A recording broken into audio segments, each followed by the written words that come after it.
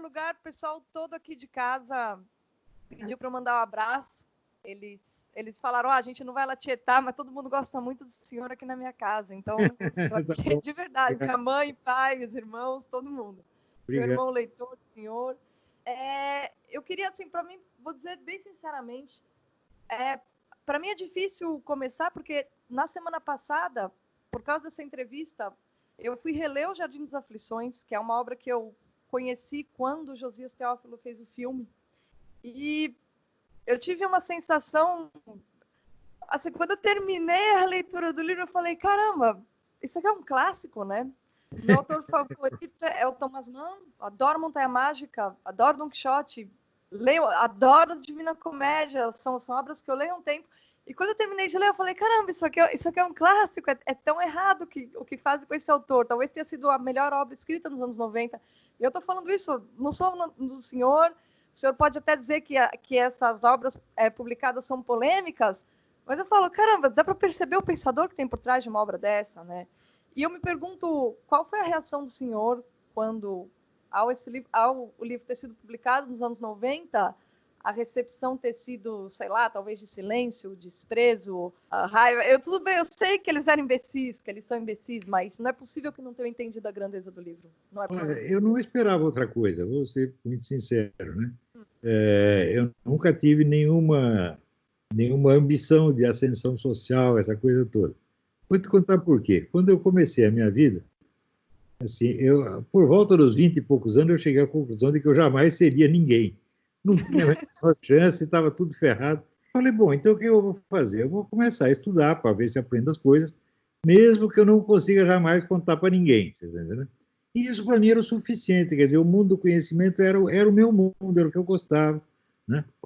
Tanto que eu não fui publicar nada de mais importante até os 40 e tantos anos. Né? Quando eu publiquei o Jardim das Aflições, eu sabia que não tinha um público pronto para isso. E se eu quisesse ter um público, eu teria que fazê-lo, que eu só poderia fazer o meu público através dos meus cursos, como de fato aconteceu. Os meus leitores são basicamente os meus alunos. Claro que tem uma faixa maior de leitores em torno, mas que não é para coisa como o Jardim das Aflições ou Aristóteles em Nova Perspectiva, é só para artigos políticos de atualidade. Né? Eu não esperava outra coisa, mesmo porque, olha, você vê que hoje mesmo eu publiquei ali no Facebook, eu vou ler aqui para você, uma frase aqui do Victor Zuckerkandl, que era um grande teórico da música, que era professor aqui na Universidade de St. John, em Anápolis. Ele diz o seguinte: uma pessoa dotada de educação liberal é alguém claramente consciente da continuidade da tradição ocidental e das forças espirituais que, num período de 2 milênios e meio, criaram e modelaram essa tradição e, em última análise, a pessoa mesma, a sua pessoa mesma. Daí eu observo, isso simplesmente não existe nas classes dirigentes do Brasil. Então, as pessoas não têm cultura para discutir essas coisas. Né? Professores universitários não têm. Né? É um negócio terrível. O jornalista não tem, professor universitário não tem, e escritores, os últimos que sobraram, são o quê? São todos meus alunos, é o Diogo Fontana, esse pessoal que está surgindo agora. Então, meu serviço é tentar restaurar a alta cultura no Brasil, porque ela sumiu. Hoje mesmo, eu liguei aí um vídeo, está lá o seu Zé Celso Martins Correia, dando uma entrevista sobre o coronavírus, e ele diz que isso aí é um ato de justiça feito pela Mamãe Terra contra os pecadores ecológicos. Então, você pega uma vulgaridade, uma estupidez dessa, e se faz de intelectual com isso. Isso é uma palhaçada, evidentemente, né? Então, o imbecil coletivo talvez porque na Nova Era, o senhor liga os 3 livros, né? Nova Era, Revolução Cultural, O Jardim das Aflições e o Imbecil Coletivo, dizendo que há um vínculo entre os 3. Então, talvez não só não esperasse o público, como já esperasse a reação. E depois o comentário, a reação, já era esperado. Sem dúvida. Olha, é o seguinte, o meu público, o único público que me interessa é Deus. Tudo que eu escrevi foi para Deus. Né? Para ver se ele, vendo o meu esforço, ele perdoa meus pecados e quando eu morrer, eu chegar na porta do céu, ele diz assim, olha, entra correndo que não tem ninguém olhando agora. Isso é tudo que eu quero na vida. O resto realmente não me interessa. Eu sou feliz, tá entendendo? Tenho uma vida boa, tenho uma família adorável, tenho bons amigos. O que mais que eu vou querer na vida? Não precisa todo mundo gostar de mim, eu nem mereço. Eu tenho mais pessoas que gostam de mim do que eu mereço. Claro. Não, mas uma coisa que me ocorreu também é que acho que o livro 4, né, é praticamente uma aula de religião comparada, é muito bonito. O livro, literariamente, eu acho, é uma obra-prima. Mas particularmente, acho que o livro 4, eu me pergunto se as experiências do senhor de juventude, de passar, tanto de observar a nova era, já que o senhor faz parte daquela geração que se deixou levar para aquele movimento, quanto a leitura do René Guénon, experiências com o islamismo que veio para a América Latina, tudo isso foi importante para a composição daquele capítulo 4, pelo menos da primeira parte? Sem sombra de dúvida. Veja, esse estudo todo de religião comparada, aliás, eu não gosto desse termo porque eu não acho que as religiões sejam comparáveis. Eu não acho que elas sejam espécies do mesmo gênero. São coisas totalmente heterogêneas. Né? Então, se você pensar, por exemplo, a Igreja Católica ela é um caminho de salvação. Você pode dizer que o Islã é um caminho de salvação? Não, não é. O Islã é a formação de uma comunidade, é um negócio completamente diferente. Né? O judaísmo é para um povo específico. Então, você não tem duas religiões que você possa comparar realmente. É como se fosse assim, duas tabelas de teses teológicas que você pudesse articular mais ou menos no mesmo plano. Isso não existe. Mas esse estudo foi importante justamente por causa disso. Né? Você mencionou até o René Guénon. O René Guénon é um dos maiores desafios intelectuais do século XX. Né? Eu vi, por exemplo, o único país onde eu encontrei pessoas preparadas para discutir o René Guénon foi na Romênia. Nem na França tinha na época. O pessoal, isso vamos dizer, é década de 80, tá? Pessoas qualificadas para discutir o René Guénon era meia dúzia. Hoje não, hoje está melhor o negócio. Né? E o René Guénon ali existe muito de uma tradição sapiencial muito rica, muito forte, mas existe um elemento de sacanagem ali, existe uma coisa mal explicada. Né? A função dele como agente islâmico está muito mal explicada. E é uma coisa certa, o objetivo dele é islamizar o Ocidente, sem sombra de dúvida. E ele não diz isso em parte alguma. Quem disse foi o Fritjof Schromm. Fritjof Schromm, quando voltou da Argélia para a Suíça, ele disse: eu vou islamizar a Europa. Isso nos anos 50. Veja que coisa. Parecia loucura na época. Hoje já não é tanta loucura. Né? Então, claro, então você não pode ler assim o René Guénon com inocência de que não, ele está falando, isso é pura metafísica, não tem nada a ver com a política, com o poder. Isso é mentira. Né?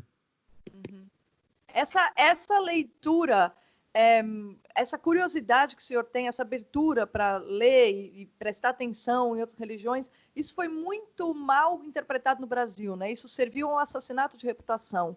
Eu já ouvi milhares de pessoas usando essas experiências ou a sua curiosidade intelectual para dizer que o senhor teve envolvimento com isso, com aquilo, com seita. Uma outra coisa que me chama... Grupos católicos e protestantes, que se dizem cristãos, que nunca fizeram nada contra o comunismo, absolutamente nada. Né? Botaram o rabo entre as pernas, se esconderam embaixo da saia das suas mães e tentaram tirar proveito da situação. Daí todo mundo com medo do comunista, não querendo mexer. Daí eu fui lá e demonstrei que os comunistas não eram tão fortes assim. Já lá dava uns tapas na cara deles, cuspia na cara deles, não acontecia nada. Daí, com 15 ou 20 anos de atraso, esse pessoal todos decidiu bancar os valentes. E daí tinham que me depreciar, para fazer de conta que eles também estavam na luta desde o início, que não estavam. Isso é um bando de filhos da puta, para dizer a verdade.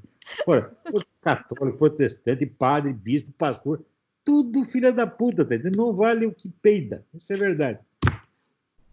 E uma outra coisa também que eu estava... no Jardim das Aflições, um tema que é muito forte é justamente falar sobre os gurus, a força que tem os gurus. Tem uma parte longa que o senhor fala dessa obsessão do século XX pelo controle da mente. Né? Eu lembro que até tem um livro lá que eu li um tempo atrás, acho que chama The Control of Mind, não lembro, é um autor americano que eu li um tempo atrás, que ele fala sobre os cães de Pavlov, sobre as técnicas de lavagem cerebral. Enfim, o senhor retoma essa discussão, faz ali de maneira brilhante, e eu acho engraçado as pessoas depois chamarem o senhor de guru. Então eu fico pensando, será que essa qualificação ela é proposital? Ela é uma provocação? Ou será que realmente as pessoas não entendem e que é pura ignorância, porque o senhor é alguém que mostra ali o que é ser um guru. Né? O senhor é o exato contrário disso. É uma mistura das duas coisas. Né? Se o cara se confunde, né? E para ele próprio aliviar a sua confusão, ele tem que me enquadrar em alguma categoria que lhe pareça depreciativa. É isso que fazem. Quer dizer, eles não estão lendo com seriedade, nem têm capacidade para isso.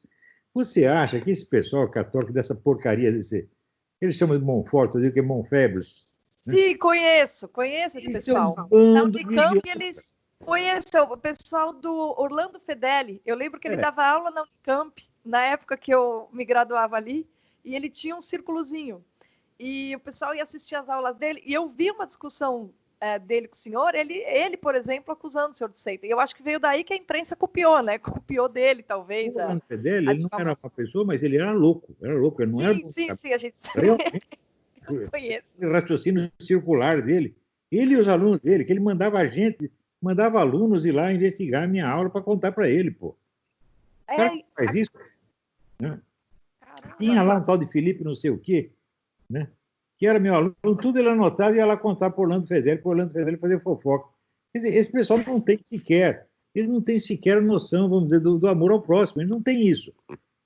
Veja, eles leem a doutrina da igreja, mas eles não a incorporam no seu coração. Aquilo não significa nada para eles. É tudo pose. É só pose. É possível ser professor sem ter amor ao próximo? Porque isso é uma coisa que eu me digo todo dia. Se você não tem amor ao próximo, como é que você vai comunicar, encontrar a forma mais simples, chegar no outro? Né? Eu fico vendo aquele bando de professor universitário. O Brasil é uma sociedade muito confusa, onde as regras de vida não são claras. Então, as pessoas são todas muito inseguras. Aqui nos Estados Unidos, você sempre sabe qual é o livrinho das regras. O que você tem que fazer para você ser bem aceito neste meio, naquele meio, no outro meio. Né? No Brasil não tem isso. É tudo imprevisível. A pessoa pode gostar de você e, de repente, parar de gostar. Então, é todo mundo muito inseguro. Por ser inseguro, eles precisam desse mecanismo de reforço da imagem pessoal. Então, eles estão o tempo todo tentando adquirir uma impressão de segurança. Né? E para isso que faz essa coisa toda, quer dizer, tudo gente imatura, gente que nunca cresceu. Na verdade, são pessoas que têm uma desesperadora falta de problemas, você está entendendo? Nunca tiveram assim, nunca passaram um perigo na vida, nunca ninguém apontou um revólver para eles, nunca ninguém deu umas porradas neles. Eu passei por tudo isso, você está entendendo? Tudo que eu tenho perigo nesta merda de vida eu passei, tá certo? Então, eu não tenho esse problema de autoafirmação, não tenho mesmo, porque eu adotei como norma a frase do Dom Quixote. Eu sei quais são minhas qualidades, meus defeitos. Não adianta me elogiar por qualidades que eu não tenho, nem me criticar por defeitos que eu também não tenho. Não pega. Né? Mas, então, é assim, é um nível de maturidade que esse pessoal nunca alcança. Nunca. Eu conheci pessoas maduras, mas, veja, pessoas que eu conheci na década de 80, eram grandes intelectuais brasileiros, já eram todos octogenários ou nonagenários, que tinham passado por experiência da vida. Você vê, por exemplo, eu era muito amigo do Paulo Mercadante. O Paulo Mercadante, ele tinha sido agente do Serviço Secreto da Aeronáutica. Ele prendia agentes nazistas no Brasil. Depois ele entrou para o Partido Comunista e chegou no Comitê Central do partido. Então, ele tinha uma experiência de vida, ele tinha um diário que abrangia assim, 40 anos de história do comunismo no Brasil. Pô, esse cara tinha substância humana, você está entendendo? Não era só questão de cultura, era questão da personalidade. Não tem mais pessoas assim, só tem bundão no mundo. Gente vazia, né? Gente vazia, gente que tem medo de tudo, gente que não sabe lidar com problema, gente que acha que coisas simples como ter um filho é um problema. Eu lembro das mulheres da minha geração, elas têm medo de ter filho. Mas se é mulher, você vai fazer o quê? Se eu fosse ter medo de ter filho, onde eu estava? Com 8 filhos. Professor, eu tenho algumas perguntas feitas pelos colaboradores da revista. Uma delas é de um leitor, um admirador aí da obra do Voegelin, que ele disse que ele conheceu o Voegelin pelo senhor. Né? Ele acho que acompanhava os aulas do senhor lá em Porto Alegre, na época dos anos de 2000, 2002, no Instituto Liberal de Porto Alegre. Ele queria perguntar para o senhor se, politicamente falando, o que é um idiota? Já que o Voegelin, segundo ele me disse, idiota é um termo técnico? Essa é a pergunta dele. Ele tinha o conceito de estupidez criminosa. Quer dizer, quando o sujeito ignora coisas que ele tem obrigação de saber, e que, em função dessa ignorância, ele toma decisões, toma atitudes, que são muito destrutivas para a sociedade e que ele nem percebe. Eu te dou um exemplo. Né? Nos anos 70, 80, foram lá para a China Henry Kissinger, né? E Richard Nixon, depois o Clinton, etc. Tudo para puxar o saco da China e transformar a China numa grande potência. Por você ver as consequências. O que são esses caras? Isso é estupidez criminosa. Eles tinham obrigação de prever as consequências de seus atos. Não previram e até hoje não perceberam que foram eles que fizeram isso tudo. É um ótimo exemplo, eu entendi. Uma outra pergunta que ele tem para o senhor seria: como que o senhor definiria a mente revolucionária? Foi algo sobre o que o senhor falou muito depois da publicação do livro, mas que, na verdade, para mim não muda nada, né? A mentalidade revolucionária, como que o senhor definiria? Olha, eu defino principalmente como uma inversão, é uma percepção invertida da realidade. Inclusive, você pode notar até um fundo esquizofrênico. Porque o esquizofrênico ele não tem muita ideia clara do que é o eu e o ele, né? Entre eu e você. O esquizofrênico conversando com você, ele pensa que você é ele e ele é você. E esse pessoal tem isso, eles trocam. Às vezes, pode começar como sacanagem, como mentira, mas depois a coisa se incorpora. O famoso negócio do acuse-os do que você faz, xinga-os do que você é, isso é uma espécie de esquizofrenia trabalhada, esquizofrenia consciente, desejada. Eles fazem isso o tempo todo. É só isso. Na verdade, todo o pensamento revolucionário é assim. Nada escapa. Né? Então, de fato, não são pessoas normais, mas não são loucos, são psicopatas, na verdade. E qual é a relevância dessa mentalidade para a política? É um veneno, então, né? Ela domina a política moderna. O simples fato de a simples importância. Nós não podemos esquecer que, durante a maior parte da existência da humanidade, isso que nós chamamos hoje de política não existia. Política era uma coisa assim que só nos altos círculos os caras se interessavam por aquilo. A maioria das pessoas não estava nem aí, pô. Né? Era intriga palaciana. Agora, com o advento da democracia, aconteceu aquilo que disse Napoleão Bonaparte. Ele disse: a política é o destino concreto do nosso tempo. Todo mundo vai entrar na política. E foi o que aconteceu. Bom, isso de fato corrompe todo mundo. Porque na política você não tem discussão séria. Na política é apenas uma disputa de poder e todo o discurso que as pessoas usam são discursos pretextuais, só para ganhar poder. E controlar os outros. Então, para ter poder, você tem que controlar o próximo. É só a retórica. É só isso. Mas... O que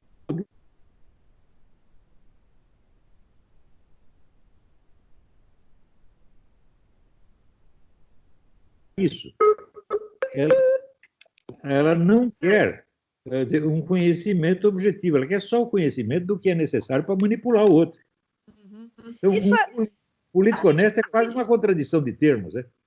É isso que eu ia perguntar para o senhor, porque quando eu vejo a briga do Platão com Isócrates, a briga do Platão com o sofista, eu falo, será que ele já não identificava esse problema, que hoje, para a gente vive isso de maneira massacrante, mas há uma familiaridade, é o mesmo, se trata do mesmo problema, é impossível, o amor pelo conhecimento é radicalmente distinto desse amor pelo controle. Os caras só querem aprender a controlar o outro. A gente pode dar para entender a maneira como Platão viu? Será que é a origem? Olha, toda a filosofia do Platão, toda a vida intelectual do Platão, resulta da sua desilusão com a política. Porque ele, como um membro da classe rica ateniense, o futuro dele é naturalmente a carreira política. Daí ele entrou lá num movimento, eles fizeram uma revolução, ganharam a revolução, e daí os camaradas mandaram ele prender um camarada que ele considerava uma pessoa de altíssima qualidade, um homem nobre e tal, e ele ficou chocado com aquilo e se afastou da política e começou a estudar. Então ele tomou distância daquilo que inicialmente era o mundo dele, e tomou a política como objeto de observação. Não para fazer política, mas para compreender o que estava acontecendo. E todo o esforço dele foi para isso. Agora, Platão é um camarada muito mal compreendido até hoje. né? Porque o político lê a República, ele acha que aquilo é um projeto utópico para ser realizado, quando não é. O livro é uma gozação, meu Deus do céu. Ele está mostrando lá que todo projeto utópico vai dar errado no fim das contas. Essa é a tese dele, né? Mais do camarada que quer ele ter o seu projeto utópico, ele quer se basear no Platão para fazer isso. O Thomas Morris teve essa leitura. Ele seria um precursor dessa leitura? Quem? O Thomas Morris. O Thomas More lá. Sem dúvida. Ele teve essa interpretação e foi longe essa... né? Isso, tem muitos filósofos que leram assim, leram mal. Né? Às vezes o camarada pode ser um bom filósofo, mas não quer dizer que ele seja um bom intérprete da filosofia alheia. Assim como tem excelentes intérpretes da filosofia alheia que, por si mesmo, não são grandes filósofos. Uhum. Aliás, essa é uma outra pergunta. As pessoas confundem muito. Hoje tem uma obsessão pela autoria, direitos autorais, e essa palhaçada toda. E quando a gente observa a literatura antiga, isso mesmo durante a Idade Média, não era tão importante assim quem tinha falado, quem tinha tido qual ideia. Era importante se a ideia era boa ou não. E mesmo no teatro, o Terêncio, que repete o Menandro, a noção de plágio que era diferente. Como é que o senhor vê uma cultura em que a autoria, o fato de que eu tive essa ideia, é mais importante do que a própria ideia, já que no mundo não tem nada de, digamos assim, claro, absolutamente original, né? Veja, o conteúdo da ideia, a referência da ideia a uma realidade externa, era mais importante do que a questão da autoria. Uhum. Quantos livros não circularam durante séculos, né? Com falsos autores, né? O pseudo-Dionísio, pseudo-Platão, pseudo-Aristóteles. Né? O pessoal não ligava muito para isso. Então, não ligar nada para isso é errado. Também pode dar bode. Mas, no século, a partir, vamos dizer, da Renascença, a questão autoral se torna mais importante, porque eles querem fazer a história dos gêneros literários e filosóficos. Né? Mas, isso acabou criando uma inversão total. Onde, por exemplo, você não estuda, quer dizer, eu vou estudar o quê? Não os problemas de que Nietzsche tratou, mas a filosofia do Nietzsche. Quer dizer, o pensamento do cara se torna o centro da coisa. E o objeto do qual ele está falando desaparece. Tá entendendo? Então, não é mais uma discussão da realidade, é uma discussão de textos. Você veja, o professor Janotti, Zé Arthur Janotti, ele dizia assim, com toda a cara de pau, a filosofia é uma atividade que lida com textos. Porque lida com textos é essa merda dessas pseudo-filosofia. Filosofia de verdade lida com problemas filosóficos, meu Deus do céu, problemas do conhecimento do mundo, problemas do ser, da substância, do destino, etc, etc. Não com os livros. Os livros são apenas meios, não é isso? Uhum.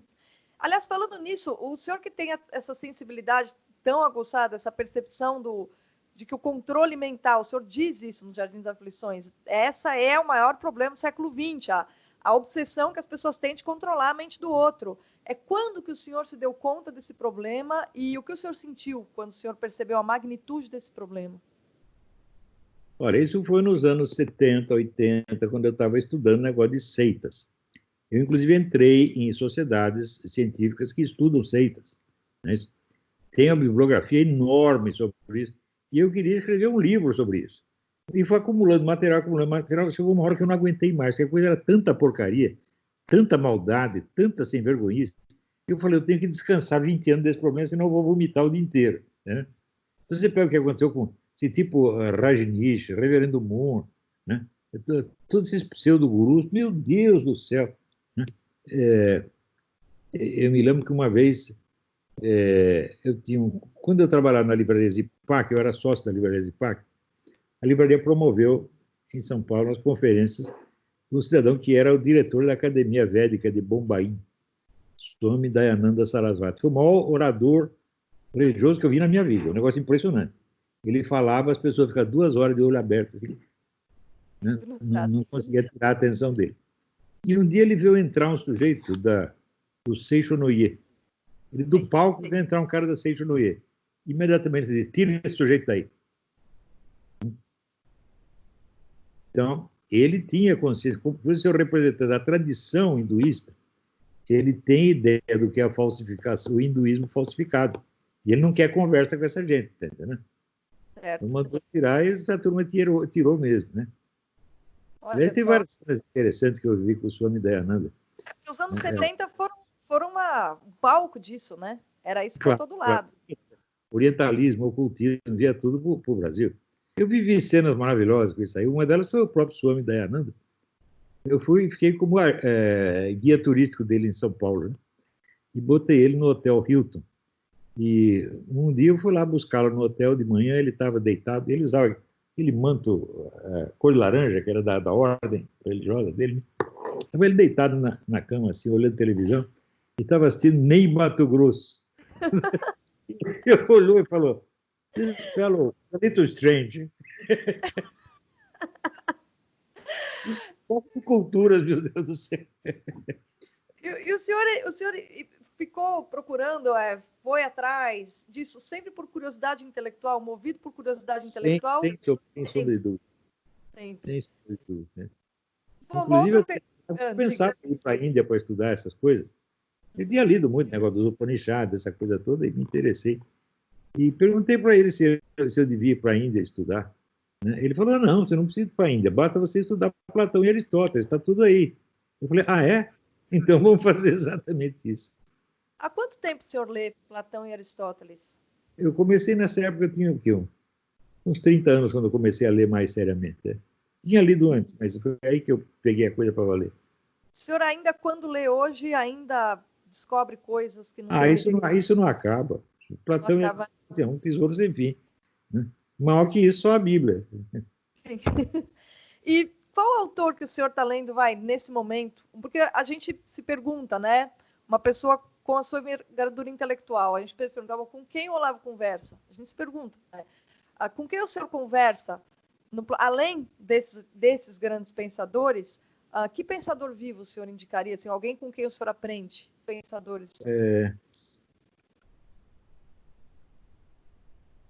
Olha, existem ainda filósofos muito interessantes.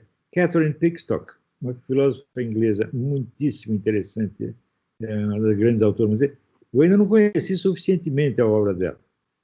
Essa é uma. Mas tem outros que não estão mais vivos, mas são ainda mal conhecidos. O próprio, esse que eu citei para você, o Victor Zuckerkandl, um filósofo da música.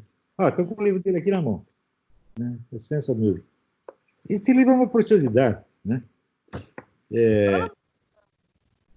Sobre teoria musical, estética, qual é o cerne? Ele diz que o que ele está fazendo não é teoria musical, nem estética, nem coisa nenhuma. Né? Ele está fazendo uma filosofia da música, na verdade. Né? Tentando descobrir o que é realmente a música. Ele disse, essas outras disciplinas elas servem para o profissional que quer aprender a tocar música, mas eu estou escrevendo não para quem quer tocar música, mas para quem quer ouvir música. Ah, certo. Eu morei com um sujeito que era um maestro. Né? E às vezes ele pedia para eu fazer uma análise musical para ele. Eu fazia. Ele dizia, está perfeito. Onde você estudou música? Eu falei, nunca.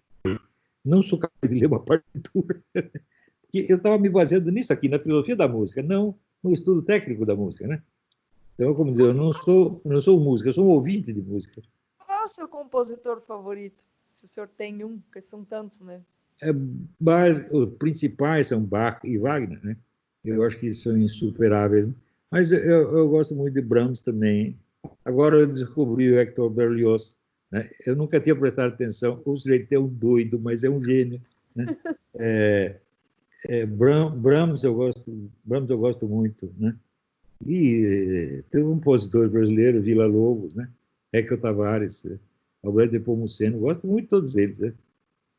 E o senhor encontra o mesmo prazer na apreciação da música, um prazer semelhante à leitura do romance, ou o senhor vê como artes muito diferentes?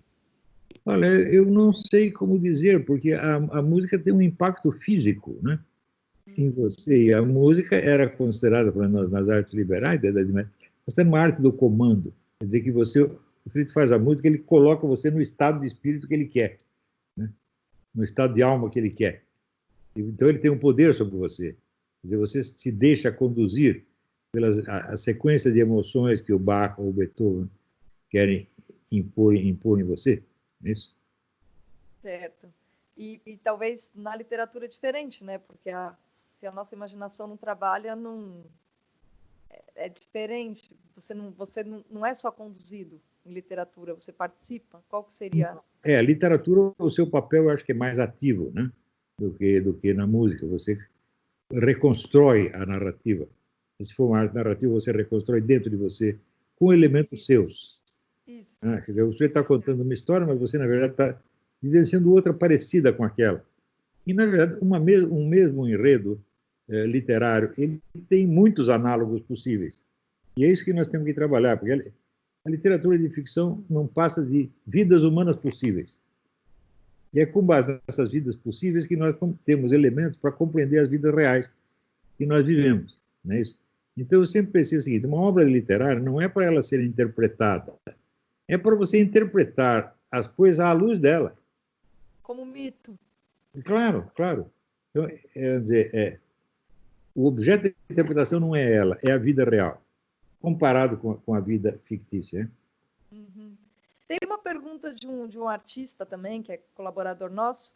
Ele gostaria de saber se o senhor poderia dizer quais autores, em seu juízo, chegaram mais perto de uma definição mais sensata da arte e colaboraram para o seu entendimento sobre o que ela significa.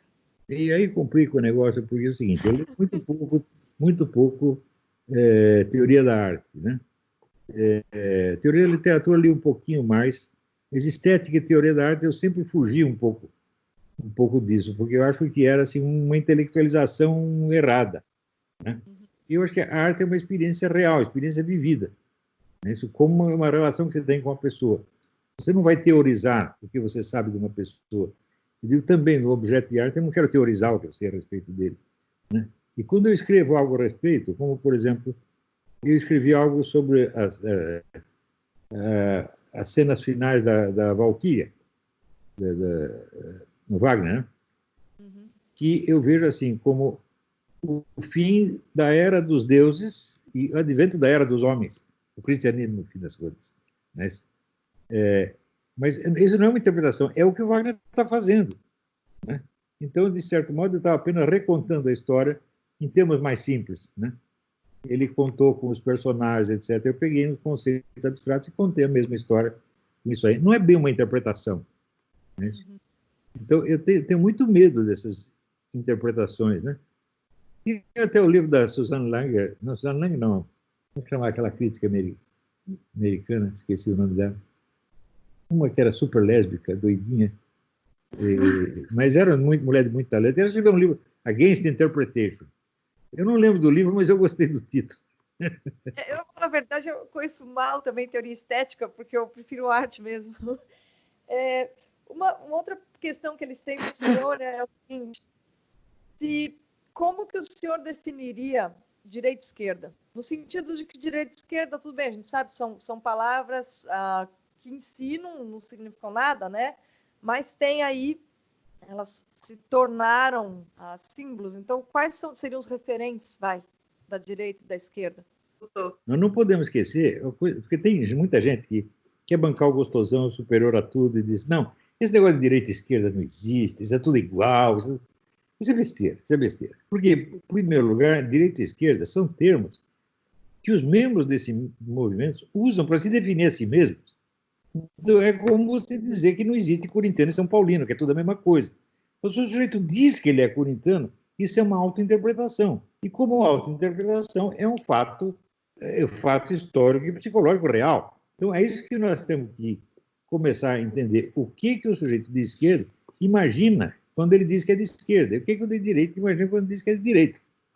Partindo daí, quer dizer, nós não temos uma interpretação, uma definição objetiva de direita e esquerda como, aspas, forças políticas. Mas nós temos uma definição psicológica que expressa as atitudes reais dessas pessoas perante a vida, a explicação que elas estão se dando. Você pode até dizer que essas explicações são falsas, em grande parte são mesmo. Mas isso não quer dizer que o fator esquerdismo ou direitismo não exista como motivação real dessas pessoas. Então, a motivação real não pode ser motivação que leva a um determinado ato, não pode jamais ser desprezada como uma coisa inexistente. Não é isso? Seria possível estar na esquerda sem ser idiota ou ser idiota e estar na direita? Pergunta Eu o acho que é colaborador possível. também. Eu acho que é possível as duas coisas, né? Por exemplo, eu quando li, eu nunca achei que, sei lá, o George Lucas, né, ou o Henri Lefebvre fossem idiotas. Eles não são idiotas, são apenas comunistas, né? Isso é bom. São os filhos das putas, evidentemente, mas idiota não, né? E a direita também, é evidente, tá cheia de idiotices. Às vezes o cara não é um idiota, mas escreve idiotices. Por exemplo, Daniel Bell, que escreveu O Fim das Ideologias, falou: como? Isso não existe. Quer dizer, política, eu já outro dia te falei, política sem ideologia é jogo de futebol sem bola. É claro que um discurso de autojustificação é uma ideologia. Então, não existe política sem ideologia. E não existe não existe administração pública sem ideologia. O sujeito que faz qualquer coisa, que toma qualquer decisão, ele tem que justificá-la, pelo menos para si mesmo. Então, ele tem um discurso ideológico. No Brasil tem esta moda de querer se fazer superior a ideologias. E o que é uma ideologia? Isso é ideologia positivista. Augusto Comte que queria acabar com a discussão política, transformar tudo numa discussão técnica. Isso é uma bobagem. O homem terminou louco, mas eu acho que ele já era louco muito antes. Né? Claro que era um gênio, mas doido da cabeça. Né? E um homem sem experiência da vida. Né?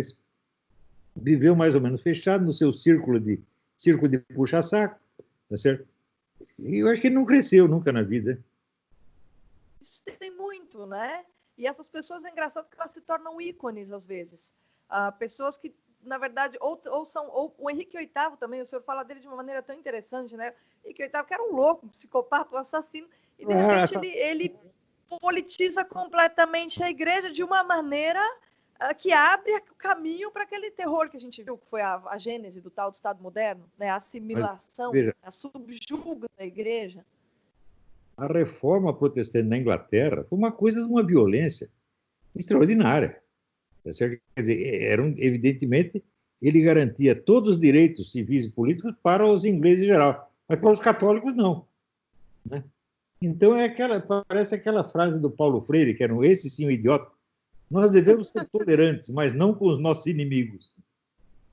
Então, aí se eu vou tolerar só os amigos, não tenho nada para tolerar deles. Aí não é tolerância, né? Porque tolerar é não gostar, é aguentar, né? Tolerar é para inimigo. Fazer isso, ele só tolerava que não tinha nada para tolerar. Daqui a alguns séculos, os historiadores estarão estudando o Brasil de hoje, buscando compreender o que aconteceu. O que o senhor diria a eles sobre o seu papel social neste momento da nossa história política? Olha, eu acho que o papel social que eu tinha desempenhado, eu já desempenhei. Se perguntar qual é meu papel social agora, eu falo, não tem mais nenhum. Agora eu só tenho que terminar meus livrinhos, quer dizer, eu dei um monte de curso, quero transformá-los em livros e publicar. O papel social disto só se saberá no futuro. Pode ter algum, pode não ter nenhum. A gente pode até provocar uma segunda revolução cultural aí, ou pode não acontecer nada também. Né? E eu também não estou muito interessado mais em saber qual é meu papel social. Eu tinha que saber antes, para orientar a minha atividade, eu tinha que saber o que eu estou fazendo aqui, qual é o meu lugar na sociedade, eu tinha que saber isso. Mas agora não preciso mais, não. Né? Eu não sei o que eles vão dizer de mim. Né? Mas, olha, de algumas coisas eu tenho certeza. Eu tenho certeza que eu sou um baita professor. Os meus alunos ficam mais inteligentes do que entraram. Isso aí eu vejo todo dia. Eu tenho muito orgulho dos meus alunos. Eles só me dão satisfações, tá entendendo? Não todos, evidentemente, mas a maioria. Tá certo? Então, eu acho que eu consigo explicar qualquer coisa para qualquer sujeito, até de QI 12. Tá entendendo? Eu tenho essa habilidade de comunicação que o senhor, todo mundo sabe, e o senhor tem, eu acho que é isso que incomoda tanto a concorrência, né? Pelo menos eu acho que é o que incomoda, porque eu sempre vejo, dos professores universitários, a minha experiência na universidade era o quê? Tanto como aluna, como o tempo que eu tive como professor. Eu vi um bando de gente que não entendia nada do que estava falando, ou do que estava ensinando, e parecia que eles empolavam um discurso meio que para te tapear junto. Né? Do tipo, bom, eu não entendo do que eu estou falando, então eu vou complicar para você não entender também, porque a gente fica nessa conivência, e você vai ter vergonha de me dizer que você não está entendendo, e aí a gente fica assim. A impressão que eu tinha era essa. Então, na verdade, essa habilidade que o senhor tem de comunicação, a que o senhor atribui? Olha, eu, assim, no começo da vida, sabe que assim, os primeiros 7 anos da minha vida eu passei na cama, doente, com febre e tal. Quer dizer, aos 7 anos eu era um bebê. Né? Quer dizer, quando eu fui para a escola, eu era o cara mais ingênuo da escola, o mais idiota de todo. Todo mundo me fazia de trouxa e eu nem percebi o que estava acontecendo. Então, eu desenvolvi esse complexo de burrice, que é um negócio incrível. Pô, aqui todo mundo entende de tudo e o único idiota sou eu. Então, eu falei, bom, eu vou ter que me esforçar para ver se eu entendo alguma coisa. Né? Então, o que eu quis ser quando crescer? Bom, eu quero ser o sujeito que entende o que está acontecendo. E foi isso que eu virei, pô. Foi só, esse era o meu problema, tá entendendo? Não era assim subir na vida, não era ganhar dinheiro, não era comer todas as garotas, não era nada. Eu queria realmente entender o que está acontecendo. E eu fiz esse voto que eu queria entender o que está acontecendo, mesmo que eu não conseguisse explicar para ninguém. Você vê que coisa. O meu desejo de entender era tal. Eu falei, mesmo que eu não consiga explicar para ninguém, fico sozinho a vida inteira, eu quero assim mesmo. Isso, eu rezei e pedi isso a Deus.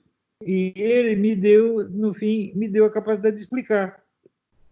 Tá Mas entendendo? quem compreende bem, explica de maneira simples, porque compreendeu. Talvez já Claro, existe claro, os porque imbecis todos sabem do que eles não sabem nada. se É você como se eles vivessem. consegue pegar o que você aprendeu e transformar em termos da linguagem corrente, você não entendeu direito. Se você está dependente da linguagem técnica para repetir aqui, você só decorou, não entendeu mesmo. Exato. E é isso que a produção filosófica, a produção universitária brasileira é isso. É isso É o mesmo. conjunto de jargão para pegar pilha, para pegar pó em biblioteca. E são todas pessoas seguras, tá entendendo? Quer dizer, eles não conseguem criar uma linguagem deles. Tudo linguagem copiada. Copiada da turma, copiada do professor. Tá certo? E tudo isso é insegurança. Agora, você vê, esse problema de comunicação, eu, na verdade, nunca tive. Eu nunca fui um sujeito tímido, eu sempre fui um cara de pau. Né? Eu, assim, com 8 anos de idade, eu fazia programa de rádio. Né? Era um programa infantil, evidentemente, mas eu fazia. Eu tocava as musiquinhas, contava as piadinhas. Tá entendendo? No colégio, quem fazia todos os discursos, a coisa era tudo eu. Esse negócio de falar em público nunca foi problema para mim. Né? Mesmo que fosse uma baita besteira, eu ia lá e falava. Se o pessoal ria, também rio, não tem importância. Eu nunca fui de me ofender com as piadas que fazem a meu respeito. Né? Então, esse problema eu nunca tive, mas eu vejo que no Brasil isso é um drama. Aqui nos Estados Unidos, não. Todo mundo aprende a falar em público. A gente com 10 anos de idade já sabe fazer um discurso. No Brasil não tem isso. Eles não ensinam isso. Será que vem daí a pobreza terrificante do debate político? Que não tem. Não dá nem para falar que é um debate Sem político. dúvida, sem dúvida. Se você não é orador, como é que você vai fazer debate político? Como é que você vai discutir? Meus filhos chegavam aqui, eles, assim, no segundo ano que eles estavam na escola, já tinha que fazer discurso em inglês. Não quer saber se você é do Brasil ou não é, tem que falar aí, pô. E o pessoal aprendeu muito com isso e perde a inibição. A timidez é uma doença. A timidez cria no coração humano o ódio e o medo ao próximo. Não é uma coisa boa. Né? Todo mundo tem que ser ensinado a ser um cara de pau, para não ter raiva de ninguém, você está entendendo? Então, o senhor falou disso. Assim, por exemplo, o Rousseau é um autor que, para mim, é um pouco modelo disso. Quando eu leio o Rousseau, eu vejo um ser humano problemático, mas eu não consigo ver o homem brilhante. Não sei, talvez por incapacidade minha. Né? Mas o homem problemático eu consigo enxergar com esse ódio, com essa raiva que ele tinha do ser humano. Será que ele é um modelo dessa atitude aqui? Claro que é, claro que é. Ele é o próprio tímido que odeia todo mundo. Ele se acha um coitado. Ele diz, né, eu sou a alma mais bondosa que existe na Europa. Porra, você é doido. É o cara que abandonou 5 filhos no orfanato. Como é que pode se considerar tão bom? Né? Quer dizer, ele conta os pecados dele, ele não tem vergonha do pecado, tem vergonha de outras coisas que ele nem fez. A imagem que o Rousseau tem de si mesmo é muito inventada, é muito mentiroso. Né? É um falsificador nato, né? É o precursor da esquerda histérica. O que eu queria saber do senhor também é, considerando que essa medicina moderna é toda cartesiana, toda mecanicista, né? E ainda tem aquela história dos Rothschild terem mudado, terem influenciado as próprias universidades de medicina para gerar uma série de médicos que hoje em dia são receitadores de receita, né? Receitadores de fármaco. E eu fico pensando, como é que o senhor lida com a saúde e com o discurso médico diante dessa medicina que ela é fruto fruto de uma tradição científica complicada, assim, que despreza a integridade, né? Você não tem, como a medicina antiga, que se preocupava com a integralidade assim, do ser humano. A noção do clínico geral eles não têm mais. Né? Eles têm o que eles chamam aqui o primary doctor. O primary doctor é o primeiro médico que envia você para os outros médicos. Né? A medicina americana está muito burocratizada, muito compartimentalizada também. Então, para tratar de qualquer doença, você tem 30 médicos, e eles se comunicam muito mal entre si. Né? E também, vamos dizer, a pressão judicial em cima dos médicos, a responsabilidade médica aqui é uma obsessão. Até eu lembro que quando eu estive aqui nos anos 80, eu ia abrir uma revista médica e tinha uma charge, era num teatro, e o diretor do teatro interrompia o espetáculo e dizia: e nós temos aqui uma emergência médica, tem algum advogado na plateia? Caramba! Então, era assim. Fui aqui hospedado na casa de um grande cirurgião cardíaco, naquela época. E eu precisava alugar um carro e pedi para ele ser meu fiador. Eu disse: não, não, não.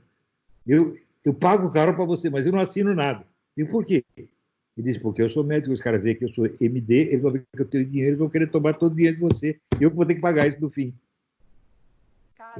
O medo, né?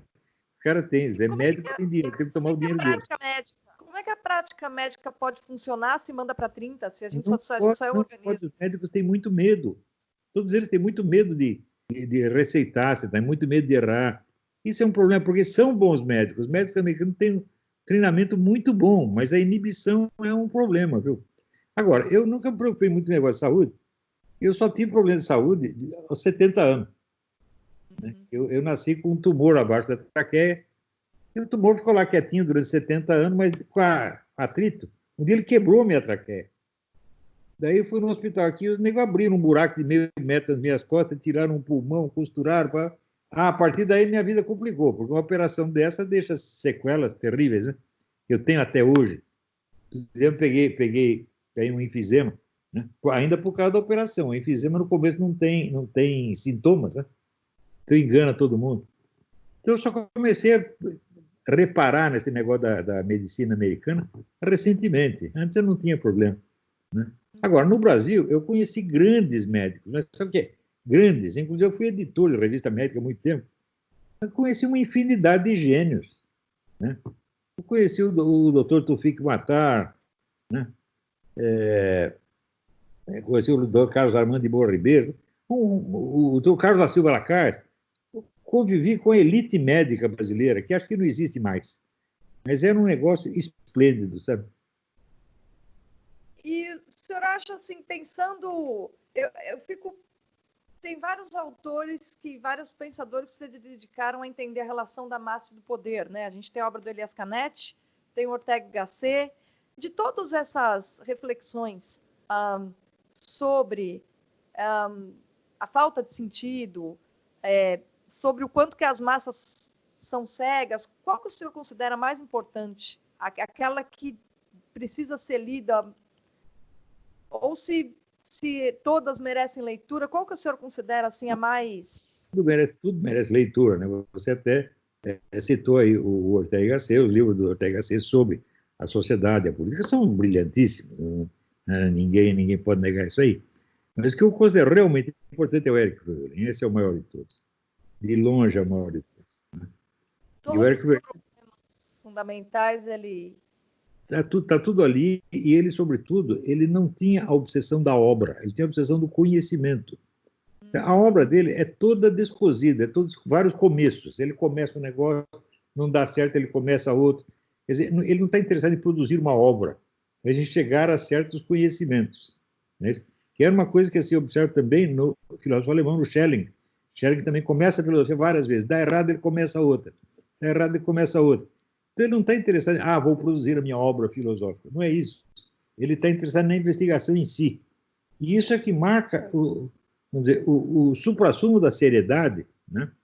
Eu vejo isso também no Edmundo Husserl. Aliás, eu estou publicando agora um cursinho que eu dei sobre Edmundo Husserl. Edmundo Husserl contra o psicologia. Está para sair esses dias, se é que já não saiu. Sai amanhã, vai sair amanhã. Né? Na Livraria do Brasil. Husserl também tinha isso, né? Tanto que se você procurar qual é a obra fundamental do Husserl, não dá para responder, porque está um pouquinho, um pedacinho em cada livro, né? E o fato do Voegelin ter, por exemplo, começa a escrever uma história das ideias, depois ele se pergunta sobre o sentido, né? Ele fala, como assim, ideias não tem história? E abandona um trabalho monumental, tinha um compromisso editorial, tá se danando para tudo. Né? Né? Quando ele chegou no volume da história das ideias políticas, ele falou, não existe ideias políticas. Isso o senhor aprendeu com ele? Sem dúvida. O exemplo foi ele. Assim, foi a partir daí que eu não liguei mais para o formato literário da minha obra, tá entendendo? Pode ser fragmento, pode ser diário, pode ser notinha do Facebook, pouco me interessa, tá entendendo? Fica um negócio disforme, mas acompanha a realidade dos meus estudos, tá entendendo? Eu só consigo falar, só consigo dar aula daquilo que eu estou estudando no momento. Não consigo seguir um programa anterior. Né? Então, também não posso ter, quer dizer, oferecer aos caras, quer dizer, livros completinhos, bem arrumadinhos, com começo, meio e fim. Não posso fazer isso. Fiz o Jardim das Aflições por uma exceção, né? Porque aquele episódio lá do PCM me deu inspiração para fazer isso. Né? Qual a avaliação que o senhor faz do livro hoje? Eu acho que é o meu livro que eu escrevi melhor. Literariamente é o melhor, de longe.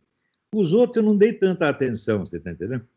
Naquela época eu estava assim, vivendo, estava muito pobre, eu morava num apartamento kitnet, num prédio que era tão bom que o apelido do prédio era o Favelão. E eu ficava ali sozinho, até tive um dia ter que mandar a família para São Paulo, porque eu não estava conseguindo sustentar, né? Não tinha uma casa boa para eles, mandei isso para ficar na casa do meu cunhado em São Paulo.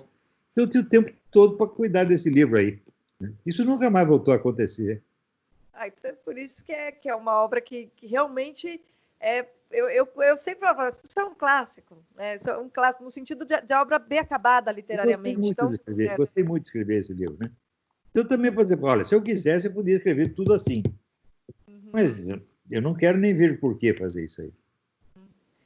Uma última pergunta que eu queria fazer sobre essa palhaçada aí que está acontecendo, de corona, não sei o quê, das três forças concorrentes, né, que o senhor sempre fala sobre essas três forças, o califado, o bloco Rússia-China e o globalismo, essa relação psicótica de todo mundo aí com o vírus chinês, como é que o senhor acha que saem essas três forças? Como é que o senhor acha que... Isso aí não é tudo culpa da China, não.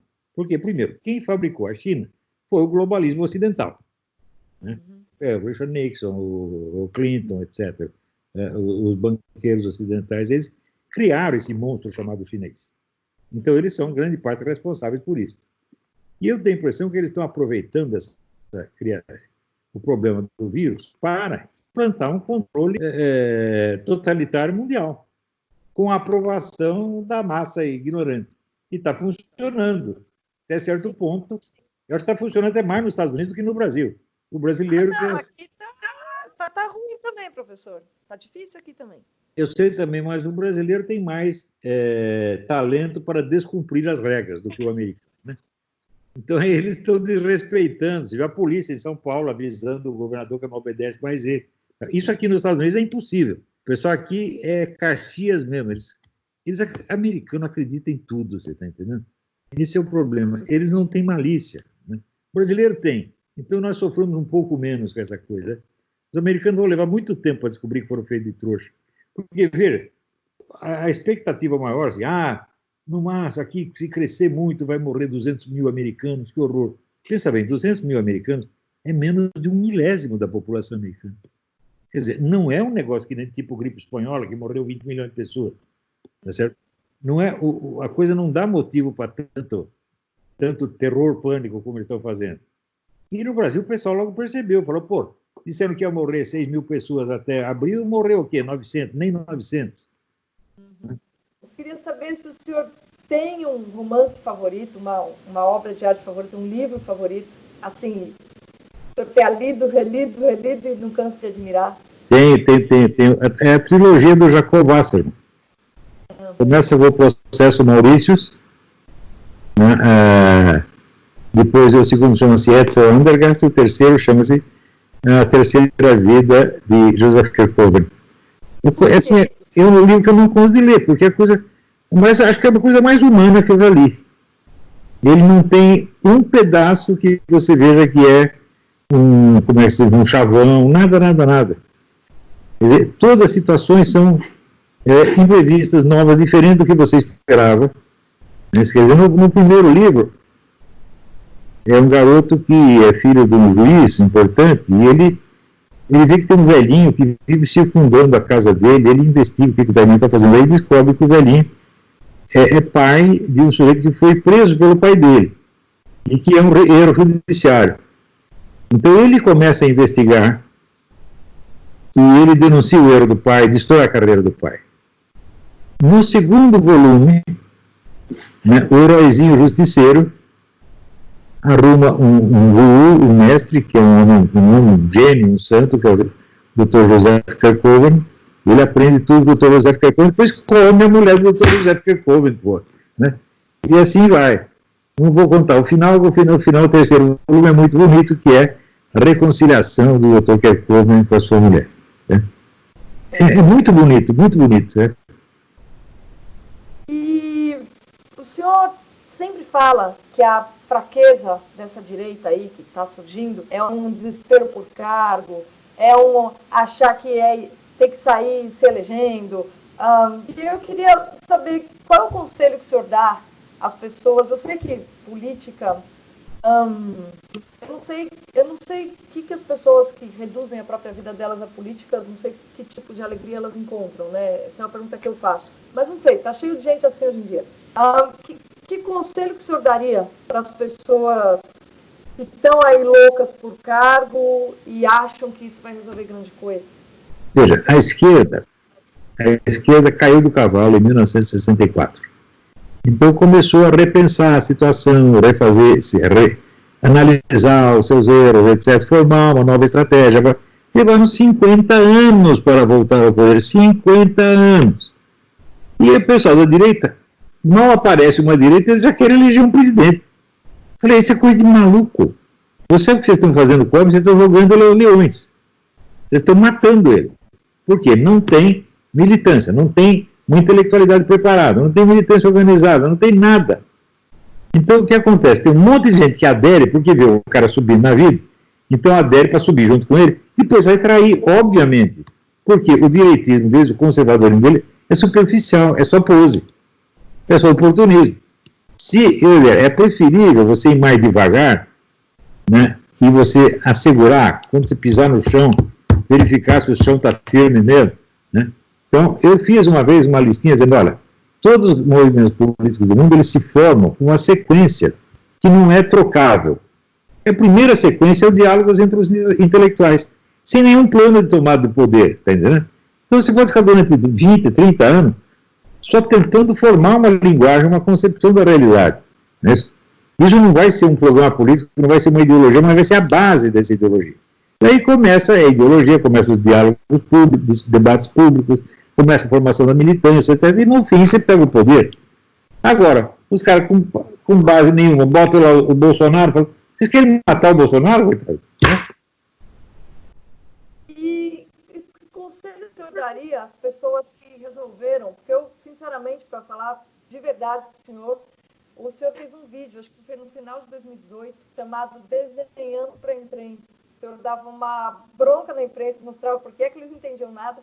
E foi vendo, assistindo aquela aula, eu estava assistindo no apartamento onde eu morava, que eu falei, caramba, eu gosto de escrever, eu gosto de estudar, sempre tive uma vida muito retirada, né? Me interessar só em estudar, e acho que sou muito nova para sair falando coisa, tenho vergonha de dar opinião, para ser honesta, estou sempre revendo, vendo que eu erro mais do que acerto. Mas eu falei, não, se a gente que pelo menos estuda, pelo menos tem informação e pelo menos reconhece os erros, não tiver a responsabilidade, vai criar essas iniciativas para gerar esse debate, a coisa não vai longe, né?